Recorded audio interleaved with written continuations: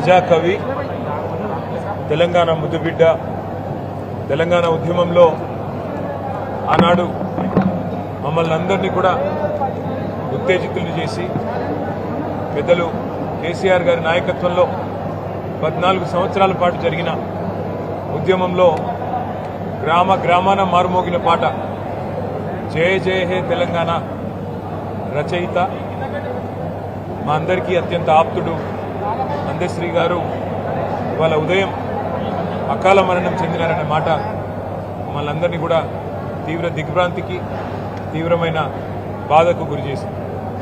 పెద్దలు పద్మారావు గారు పొద్దున్నే ఫోన్ చేసి మరి ఈ రకంగా జరిగింది, గాంధీ హాస్పిటల్లో పొద్దున్నే వారు పరమపదించడం జరిగింది, మీరందరూ ఏం ఎలక్షన్ పనున్నా ఏమున్నా అన్నీ పక్కన పెట్టి వెంటనే రావాలి అని చెప్పడంతో అందరం కూడా బయలుదేరి ఇక్కడికి వచ్చినాము.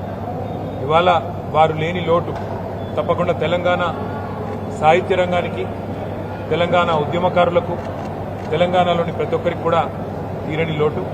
అందశ్రీ గారి సేవలు, అందశ్రీ గారి రచనలు, అందశ్రీ గారి పాటలు తెలంగాణ ఉన్నంత కాలం ఉంటాయి. తప్పకుండా వారి పేరు చిరస్మరణీయంగా, అజరామరంగా ఉంటుంది, ఉండాలి అని మనసారా కోరుకుంటూ, వారు లేని ఈ లోటు డెఫినెట్గా వారి కుటుంబానికి, వారి అభిమానులకి, తెలంగాణలోని సాహిత్య ప్రియులందరికీ కూడా తీరని లోటు.